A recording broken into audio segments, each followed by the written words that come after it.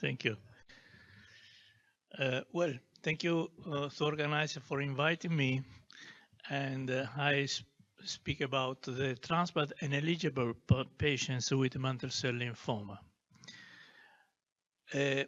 We have to consider that the majority of patients with mantle cell lymphoma is aging more than 65 years, and then the transplant is not a option for these patients. Until now, we have obviously the possibility to eligible the patient for clinical trials or to provide with the new therapy that are approved for these patients. And starting with a very surprising report on February this year in the Hematologica, where the authors, the English authors, tried to add rituximab to a very classical therapy, fludarabine and cyclophosphamide, obtaining the very nice results with improving also overall survival and progression-free survival, just adding rituximab. So rituximab is one of the very important drugs in this disease. One of the new and a very effective drugs is bendamustine. Bendamustine was compared only with rituximab, bendamustine rituximab versus R-CHOP rituximab or CHOP-like regimens, and obtained a very impressive results in patients with a complete remission rate of about double than the classical R-CHOP. So bendamustine is one of the proposed new drugs, and in this very large study, it is a German study, was compared versus CHOP-like or CHOP rituximab in a very large series of indolent lymphoma.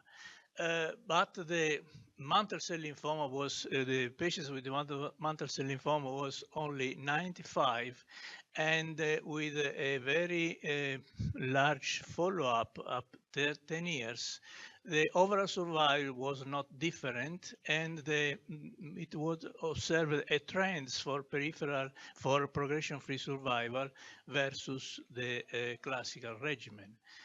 Was surprising that the time to next treatment not reached for patients treated with bendamustine rituximab versus the 42 months that occurred for patients treated with CHOP rituximab.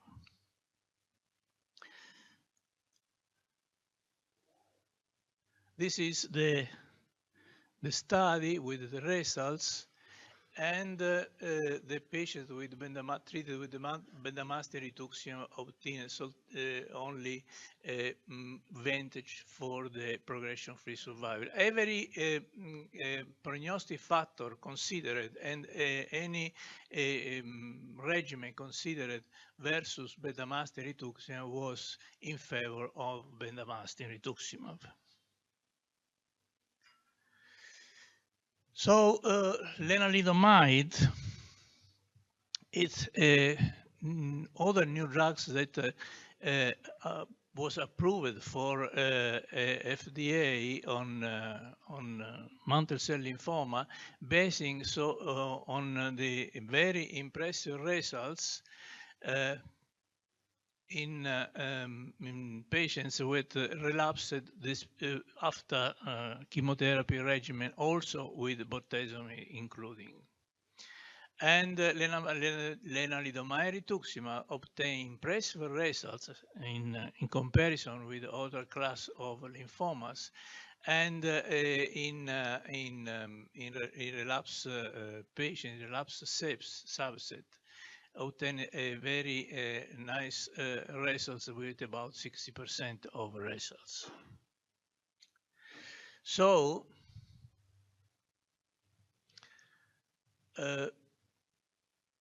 the study conducted with a dedicated study demonstrated in phase 2 that patients with as initial treated with initial treatment with lenalidomide plus rituximab can obtain sorry.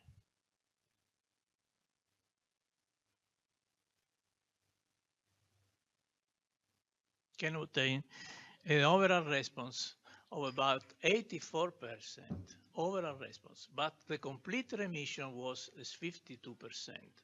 And the surprising at the peripheral, the progression-free survival at 2 years, estimated at 2 years, about 83%, a very nice results.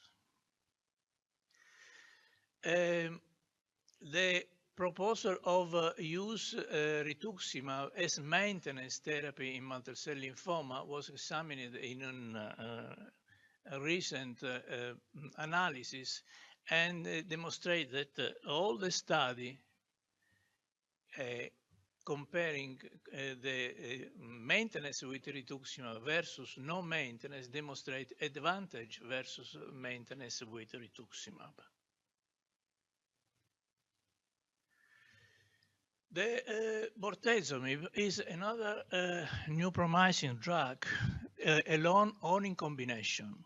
And this study was compared and was examined all the study where bortezomib were used, which more than 8 patients with mantle cell, and in any study, in any association, we can observe a positive and remarkable results. This is the study in which bortezomib was compared with R-CHOP or CHOP-like regimen, and you can see that advantage obtaining in progression-free survival and in overall survival is evident.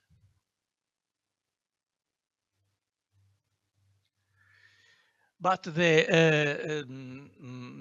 analysis of this study demonstrates also a very important thing, that the dose intensity of bortezomib is important and make a difference between patients that had less than 4.6 milligrams of bortezomib as a total dose intensity or more than 4.6. And this slide is showing that patients that receive the more intensive dose regimen had a better prognosis, a better result than patients that didn't. So the bortezomib was proposed also as maintenance after cycles in which the bortezomib was used as induction and as maintenance. This is a SWOG study and demonstrating that patients, 65 patients enrolled, at 2 years the projection is 60% versus 30% the historical comparison, and overall survival 85% at 2 years. The projection of this study at 5 years is about 66% versus 80% of progression-free survival. That is very impressive result with maintaining bortezomib. So a French study, European French study, proposed the so-called biologic therapy. Biologic therapy means that, sorry. Yeah, please. Oh, no.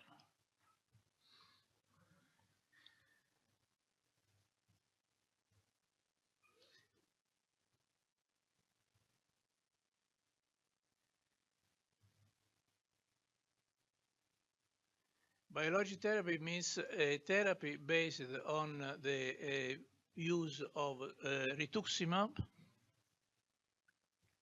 bendamustine, Velcade, dexamethasone. This all the new drugs put together and used in this study, and the results are very promising with 67 patients with age more than 65 years. 70% obtain complete remission of complete undefined remission after 6 cycles of therapy is very good results.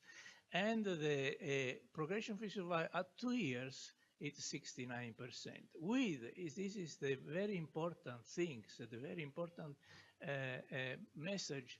86% of patients obtained a minimal residual disease negative after 6 cycles of therapy. This is reflecting in about 86% of patients with a progression-free survival. And in this study, the authors don't use maintenance. So this study is something that is new and promising without chemotherapy.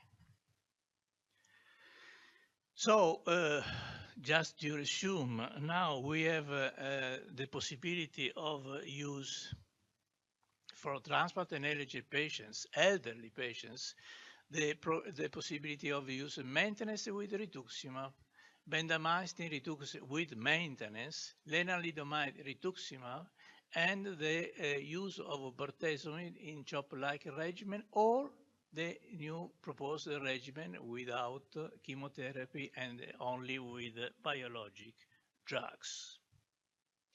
So we know that we have a lot of novel agents for the treatment of mantle cell lymphoma, and now many studies in phase 2 or phase 3 or in randomized study are proposing the new agent, the new monoclonal antibody, the new substance, the new drugs for mantle cell lymphoma. But we have to consider, despite the novel therapy, the use of prognostic markers to guide therapy decision, because in some patients we can avoid therapy and we can use watch and wait until the disease is progressing. And we have to consider now the approach of minimal residual disease that is considered the new independent prognostic factors that can give a guide for the chemotherapy regimens. Thank you.